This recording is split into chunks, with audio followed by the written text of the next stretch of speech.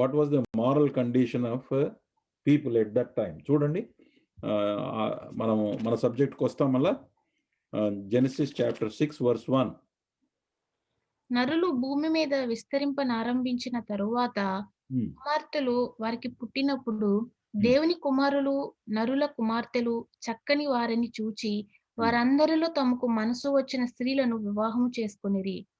చాలు, అప్పుడు ఆగండి, అక్కడ ఆగండి. 6:1. వాస్ట్ ఇంక్రీజ్ ఆఫ్ పాపులేషన్, జనాభా విపరీతంగా పెరుగుతుంది కదండి. యేసు ప్రభు వారు మరి ఈ జనాభా పెరుగుదల గురించి నేను ఒక స్టేట్మెంట్ వికీపీడియా నుంచి తీసుకున్నాను.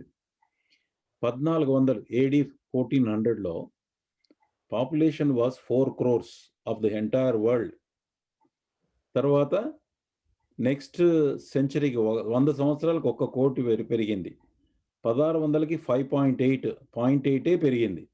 అంటే 2 ఏళ్లలో పెరిగింది ఓన్లీ 1.8. తర్వాత 1 పెరిగింది ఇంకొక 100 సంవత్సరాలకి.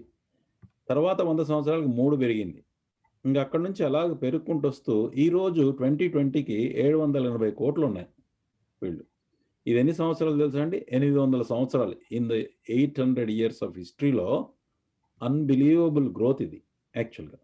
అయితే నోవా కాలానికి ఆదామును పుట్టించినప్పటికంటే నోవా కాలానికి 1656 సంవత్సరాలు అయింది. అంటే దీనికి డబుల్ ది ఏజ్ యాక్చువల్గా. ఇక డబుల్ ది ఏజ్ అంటే కనీసం ఇంతమంది అన్నా ఉండుంటారేమో ఆ రోజుల్లో, నాకు తెలియదు. బట్ అది ఇవ్వలేదు కానీ. బట్ దానివల్ల బాగా ప్రజలు విస్తరించిపోవటం వల్ల ఎంత పర్సంటేజ్ ఆఫ్ ఎంత వచ్చిందంటే ఇక్కడ చూస్తే ది పర్సంటేజ్ అంటే ఇక్కడ నుంచి 4 crores నుంచి 780 crores తీసుకుంటే ఆ పర్సంటేజ్ నేను లెక్కేస్తే కనుక 19,500% in 800 years. That is the growth యాక్చువల్గా. తర్వాత నెక్స్ట్ ఏంటంటే ఈ యొక్క పాపులేషన్ గ్రోత్ వలన ప్రాబ్లం ఏంటి అనే అంశాలని మరి ఇక్కడ రాశాను నేను. Rapid growth increase tended diffuse to sin and at the same time intensify. అంటే పాపమును విస్తరించడానికి, ఆ పాపమును తీవ్ర రూపం దాల్చడానికి కూడా కారణమవుతుంది పాపులేషన్ కనుక ఎక్కువ అవుతుంది. This is the historical facts.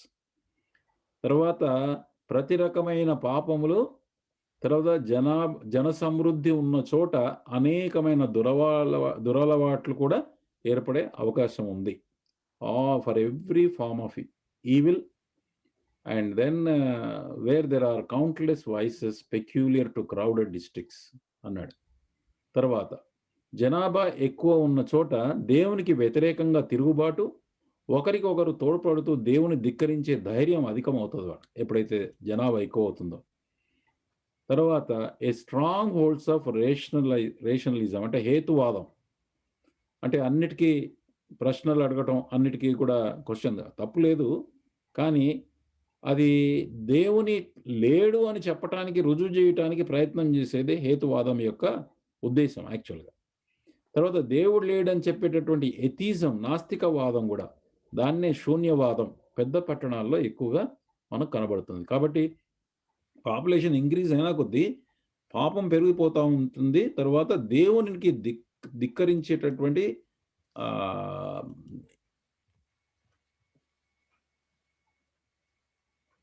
ఆ తత్వం కూడా పెరిగిపోతుంది.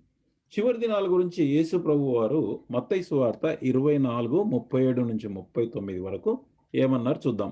ఈ డేస్ని, నోవా దినాల్ని ఆయన కోట్ చేశాడు. చూడండి, మత్తయి 24:37 నుంచి 39.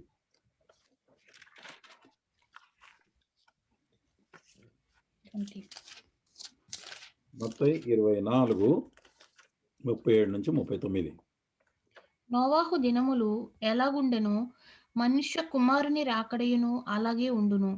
జల ప్రళయమునకు ముందటి దినములలో నోవాహు ఓడలోనికి వెళ్ళిన దినము వరకు వారు తినుచు త్రాగుచు పెండ్లి చేసుకొనుచు పెండ్లికిచ్చుచు నుండి జల ప్రళయము వచ్చి అందరినీ కొట్టుకుని పోవు వరకు ఎరుగకపోయిరి. అలాగుననే మనుష్య కుమారుని రాకడ ఉండును. అంటే నోవాహు దినాల్లో ఎట్లాగైతే ఉందో సేమ్ లూకా 17:27 కూడా. సరే, అది కూడా చదువుదాం ఒకసారి. అది కూడా చదివామా? లూకా 17:27.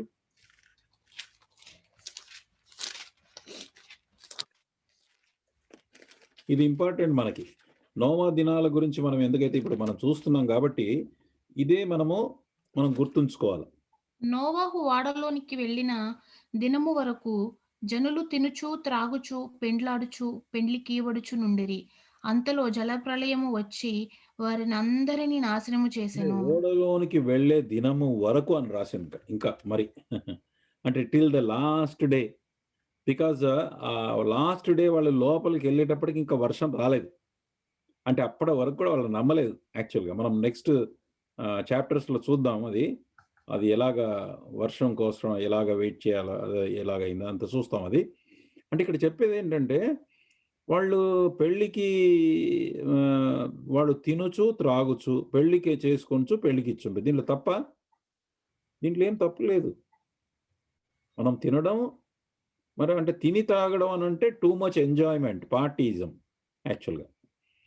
పార్టీయిజం అండ్ దెన్ పెళ్లి చేసుకోవద్దని పెళ్లి చేసుకోమని ప్రభువే అన్నాడు. అందులో తప్పేం లేదు యాక్చువల్‌గా. బట్ వాట్ హ్యాపెండ్ యాక్చువల్లీ ఏంటంటే వాళ్ళు అసలు దేవుని గూర్చినటువంటి గుర్తింపుకి అవకాశమే లేదు అసలు. జలప్రళయము కొట్టుకొని పోయే వరకు వాళ్ళు ఎరగకపోయిరి. They did not they were unconscious. They were not conscious of the situation. That దేవుడు ఈ జడ్జ్‌మెంట్ తీసుకొస్తున్నాడని చెప్పినా, మొరపెట్టినా, ఎంత ప్రచారం చేసినా గూడా they did not believe. They were not ఏమంటారు దాన్ని? They care not. They have not cared. ఈ రోజుల్లో గూడా దేవుడు తీర్పు తీసుకొస్తాడు. దేవుడు ఇలాగా మనను నమ్మాలి అనేటటువంటి సువార్త ఎంత ప్రకటించినా గూడా, మరి ప్రజల్లో రాను రాను కఠినత్వం వచ్చేసి దే విల్ ఫర్గెట్. అందుకే ప్రభు అన్నాడు ఈవెన్ ఏర్పరచబడిన వారు సహితము మోసపరచబడే అవకాశం ఉంది అంటాడు. అంతగా ఉంటుంది దినాల యొక్క effect. They were not bothered. అసలు ఓడ ఎక్కినటువంటి ఆ దినము వరకు కూడా వాళ్ళు నమ్మలేదు అనంటే వాళ్ళలో ఎంత అంటే అన్‌కాన్షియస్‌నెస్, అజ్ఞానం ఉండిందో, దేవుని గురించినటువంటి అసలు భయం లేనే లేదు వాళ్ళకి. జెనసిస్ చాప్టర్ 6, 3 and 5 చూడండి.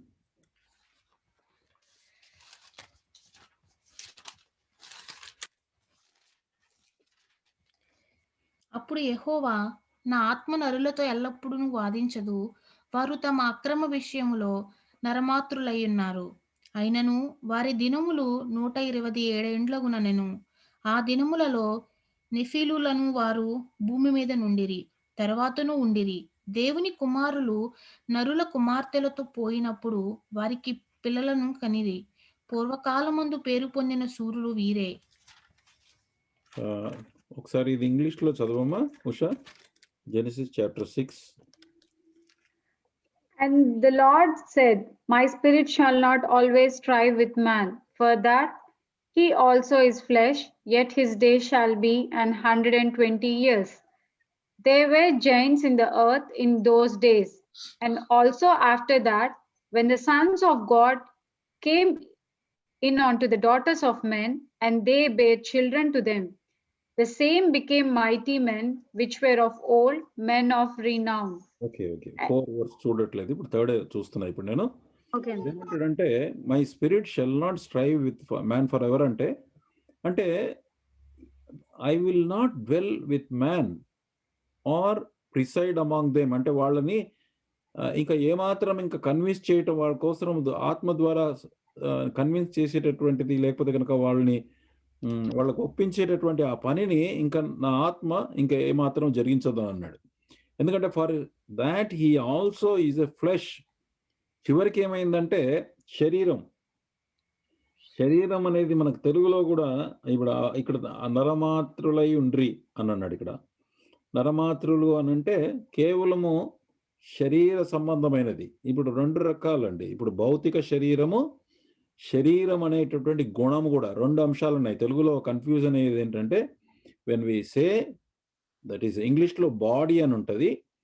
రెండవది లోపల ఉండేటటువంటి గుణమును ఫ్లెష్ అంటారు. ఫ్లెష్లీ గుణం అంటారు. శరీర సంబంధమైన గుణం అంటారు. ఇక్కడ ఆయన చెప్పేది ఏంటంటే శరీర సంబంధమైన గుణము కలిగి ఉండి they just were flesh. That means they just had become wholly carnal. కేవలం శరీర సంబంధమైన ఆశలే, సెన్షువల్, డెవిలిష్‌గా మారిపోయారు. దానికి అర్థం అది కూడా అనమాట.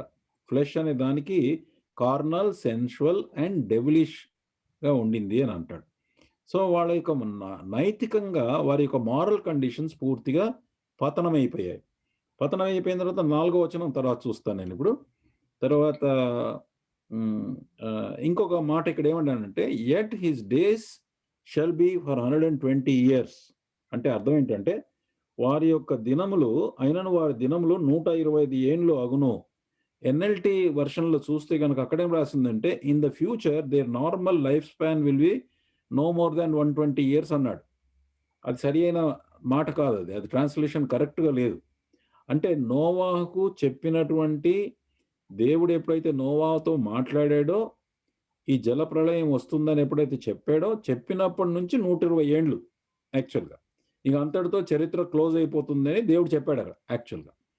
ఒకవేళ ఎన్ఎల్టీ వెర్షన్‌లో చెప్పినట్టుగా లేదు మనుషుల యొక్క జీవిత స్పానే 120 ఇయర్స్ అయితదంటే గనక అది తప్పు. ఎందుకంటే తర్వాత నోవా 350 సంవత్సరాలు బతికాడు ఫ్లడ్ తర్వాత. అబ్రహాము 175 సంవత్సరాలు బతికాడు. ఇస్సాకు 180 సంవత్సరాలు బతికాడు.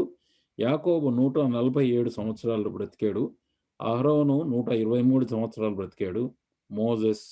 మోషే 120 సంవత్సరాలు బ్రతికాడు. కాబట్టి అది వాట్ ఎన్ఎల్టీ వెర్షన్ ఫ్యూచర్‌లో లైఫ్ స్పాన్ 120 అనేది సరి అయింది కాదు.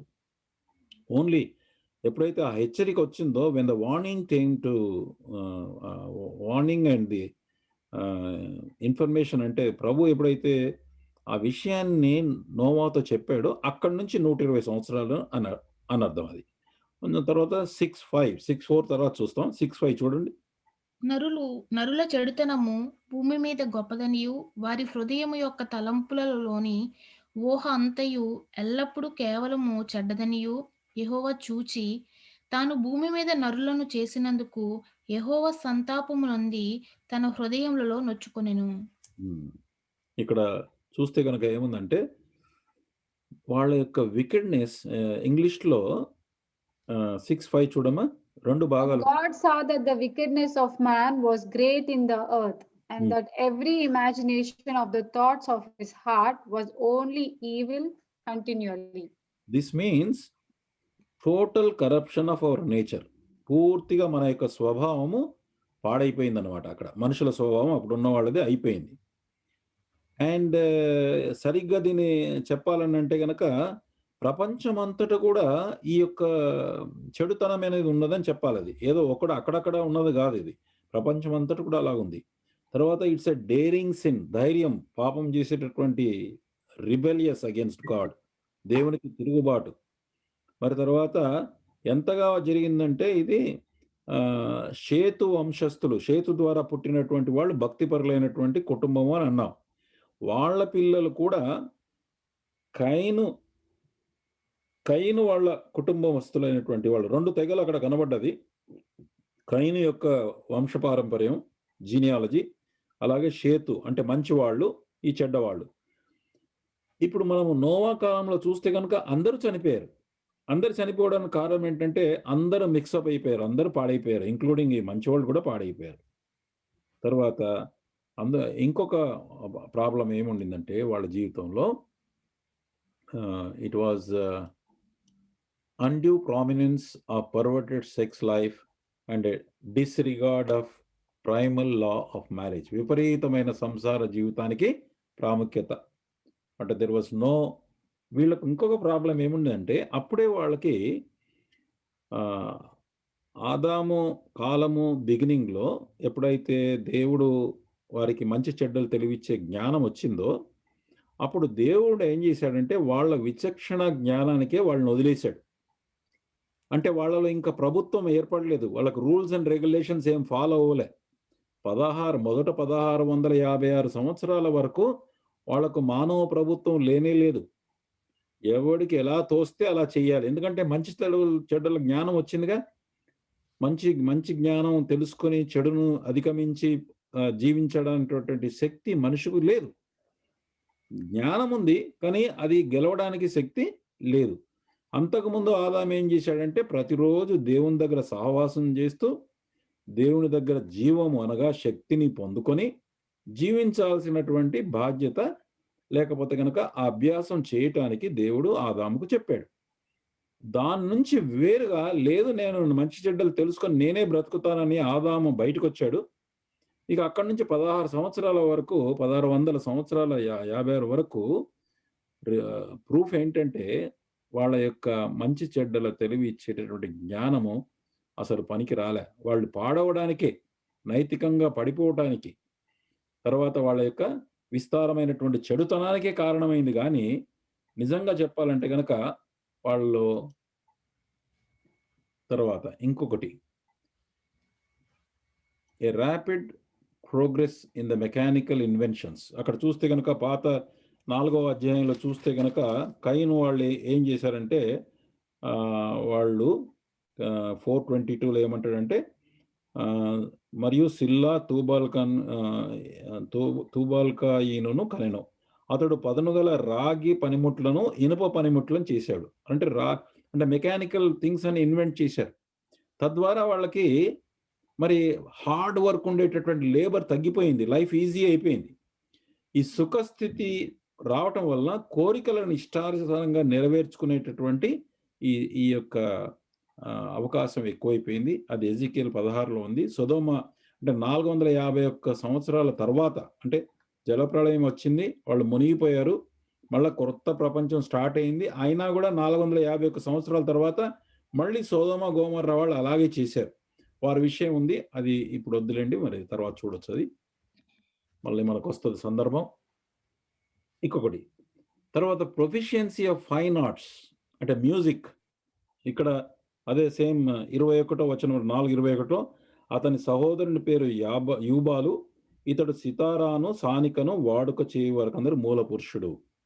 అంటే ద మ్యూజిక్ అనేది it captivates the minds of men and help to induce the entire unconsciousness of God. అంటే మానవుని యొక్క మనస్సు రకరకాల సంగీత కళల ద్వారా ఆకర్షితమై దాని వశమైపోయి దేవుని గురించి ఆలోచించే స్పృహ లేకుండా చేస్తుంది. అంటే there is a limit, you have to be protect your self. ఈ రోజుల్లో కూడా మనకు ఈ మ్యూజిక్ అనేది చాలా ఆకర్షితమైంది, టీవీ అనేది చాలా ఆకర్షితమైంది, లోక సంగతులైన ఆకర్షితమైనవే. అంటే ఎంతవరకు మనం చేసుకోవాలంటే మనం దాని గురించే మనసంతా నింపుకొని అసలు దేవుని గురించి ఆలోచించేటటువంటి సమయం లేకుండా వాళ్ళు పోగొట్టుకున్నట్లు మనం పోగొట్టుకోకూడదండి. ఎందుకు ఇదంతా చదువుతున్నామంటే యేసుప్రభు అన్నాడు, ఆ దినాల్లో ఉన్నట్లుగా ఈ దినాల్లో కూడా అట్లాగే ఉంటుంది, అలాంటి దినాల్లో మనం ఉన్నాం. కాబట్టి ఈ music is another thing which will యాక్చువల్గా దేవుని గూర్చినటువంటి అన్కాన్షియస్నెస్ని మనలో జొరబెడుతుంది. అంటే మనం అసలు ఇంకా దేవుని గురించి ఆలోచించే టైం ఉండదు. ఎందుకంటే మ్యూజిక్లు, సీరియల్స్, సినిమాలు, ఇక లోక సంగతులు ఇక వింటూ అసలు దేవునికి అసలు టైమే లేదు. There is no time to think about God. This is very dangerous situation in the world. So let us be careful about this. We should not allow. అంటే ఒక స్టేజ్ వరకు పర్వాలేదు, అంటే ఎంతవరకు అవసరమో ఎంతవరకు తెలుసుకోవాలి గంత తెలుసుకోవాలి. తర్వాత we should be away from it.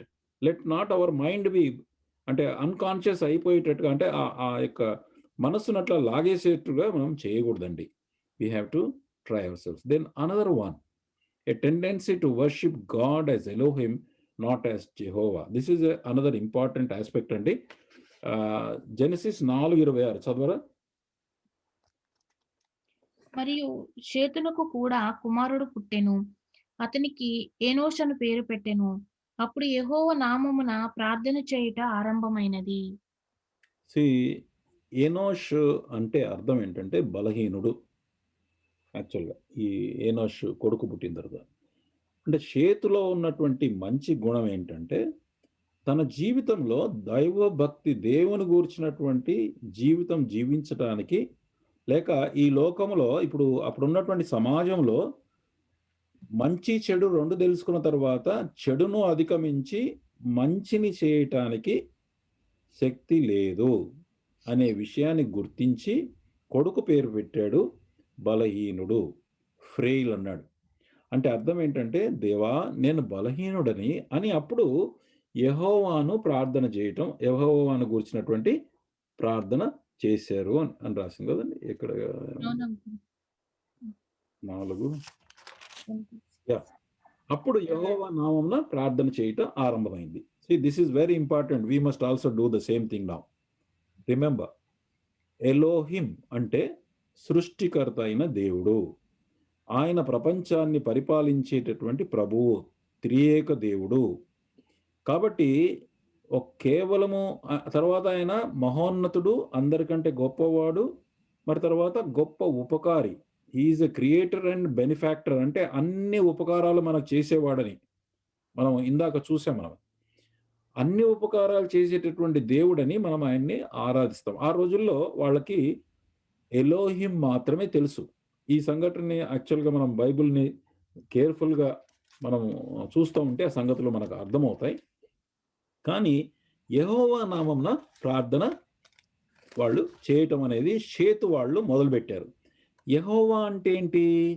యెహోవా అంటే ఇక కేవలము సృష్టికర్త అయిన దేవుడు ఎలోహిం అనుకుంటే గనక ప్రాబ్లం ఏంటంటే they think that God is love, so he just doesn't bother even if we are wicked and violent.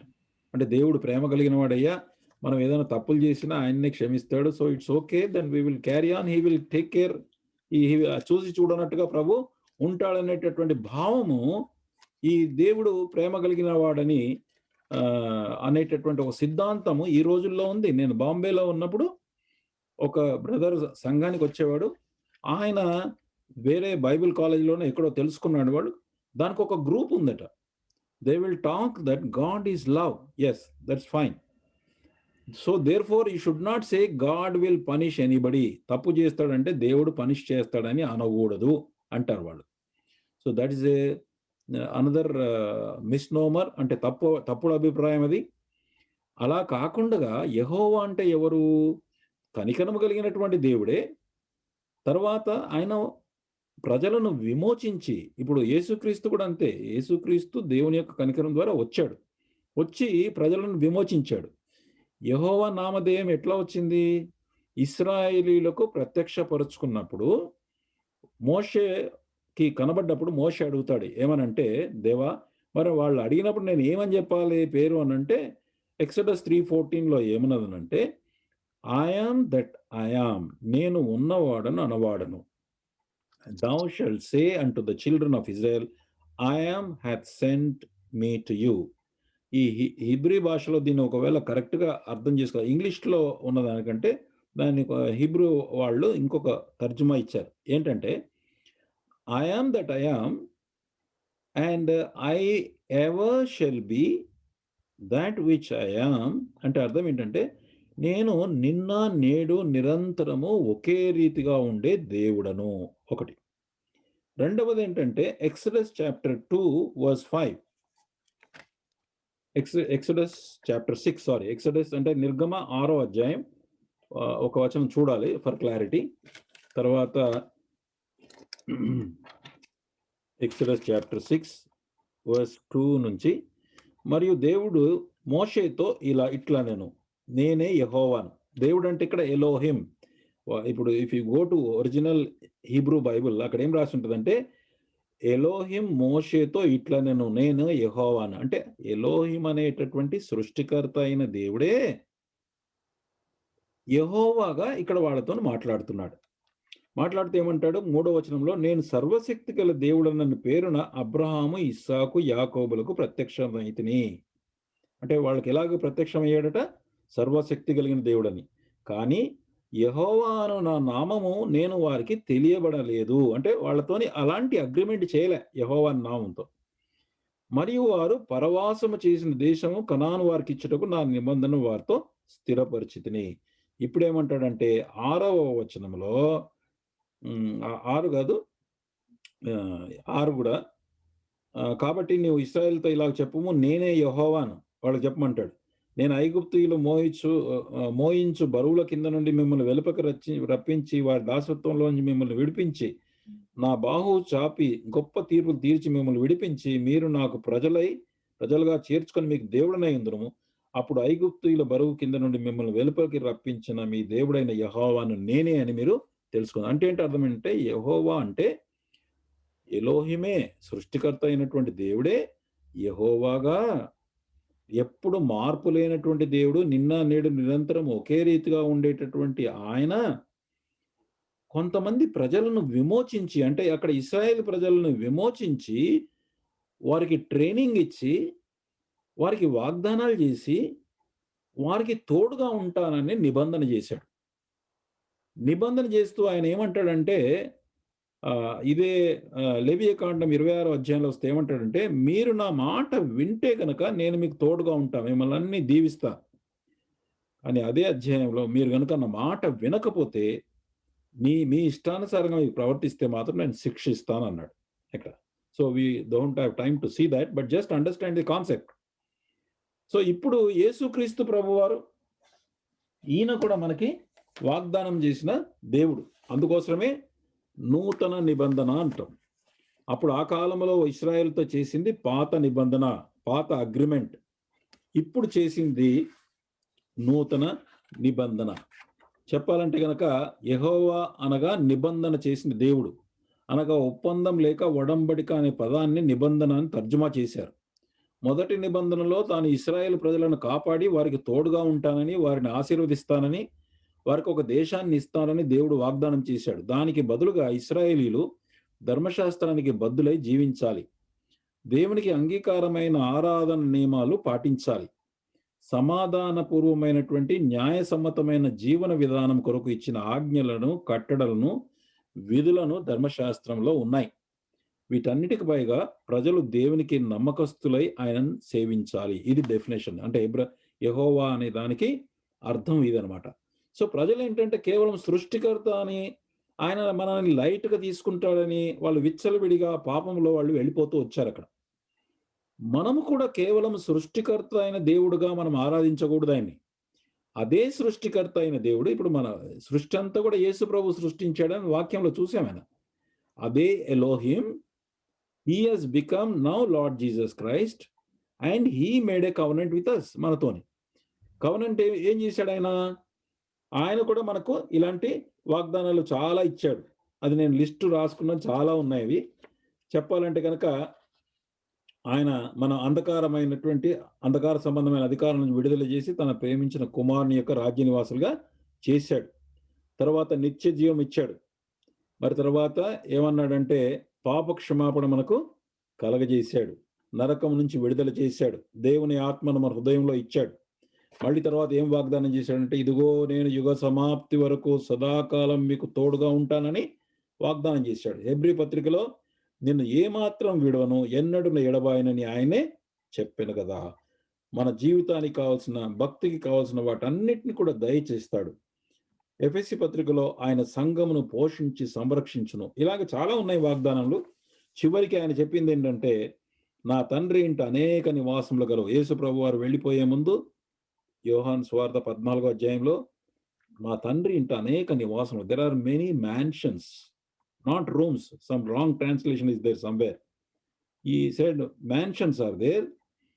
లేని ఎడల మీతో చెప్పుదును, మీకు స్థలం సిద్ధపరచ వెళ్తున్నాను. నేను వెళ్ళి మీ కొరకు స్థలం సిద్ధపరిచి నేనుండు స్థలంలో మీరుండులాగున మరల వచ్చి నా యొద్దకు మిమ్మను కొనిపోదును అని 14వ అధ్యాయంలో ఆయన వాగ్దానం చేశాడు. సో మనము పూజించేటటువంటి యేసుక్రీస్తు, ఆరాధించేటటువంటి యేసుక్రీస్తు ఎవరంటే నూతన నిబంధన చేసినటువంటి దేవుడు.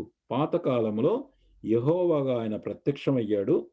అదే దేవుడు ఇప్పుడు యేసుక్రీస్తుగా మనకు ప్రత్యక్షమయ్యాడు. కనుక మనం ఆరాధిస్తున్నటువంటి దేవుని గుర్తుపెట్టుకోవాలి ఏంటంటే, మనము మనతో వాగ్దానం చేసి మనల్ని విమోచించి, ఎలాగ ఇశ్రాయేలును విమోచించాడో మనల్ని కూడా విమోచించాడు. పాపం నుంచి విమోచించాడు, నరకం నుంచి విమోచించాడు, లోకంలో నుంచి విమోచించాడు, తరువాత సాతాను నుంచి విమోచించాడు.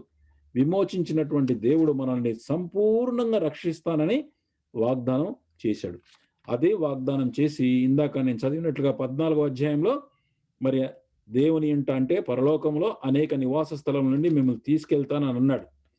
అదే ప్రభు మళ్ళా 15వ అధ్యాయంలో ఆయన ఏమన్నాడంటే, నేను నిజమైన ద్రాక్షావల్లిని, మీరు తీగలు అన్నాడు. ఆయన ఏమన్నాడంటే 2వ వచనంలో, నాలో ఫలింపని ప్రతి తీగను ఆయన తీసి పారవేయును అన్నాడు. చాలా జాగ్రత్తగా ఉండాలి. అంటే మనము ఆయన మాట విని ఆ మాట ప్రకారంగా మనం జీవించాలంటాడు. మత్తయి సువార్త 7వ అధ్యాయంలో ఆయన చెప్పినటువంటి మాట ఏంటంటే 7వ అధ్యాయంలో 21, ప్రభువా ప్రభువా అని నన్ను పిలుచు ప్రతివాడు పరలోక రాజ్యంలో ప్రవేశింపడు గాని పరలోకమందున్న నా తండ్రి చిత్త ప్రకారం చేయువాడే. మళ్ళీ 24లో, కాబట్టి నా మాటలు విని వాటి చొప్పున చేయు ప్రతివాడు బండ మీద ఇల్లు కట్టుకున్న బుద్ధిమంతుని పోలుంటాడు. మరి అదే గనక ఈ మాటలు నేను చెప్పిన వాటిని విని వాటి చొప్పున చేయని వాడు ఇసుక మీద తన ఇల్లు కట్టుకున్న బుద్ధిహీనుని పోలి.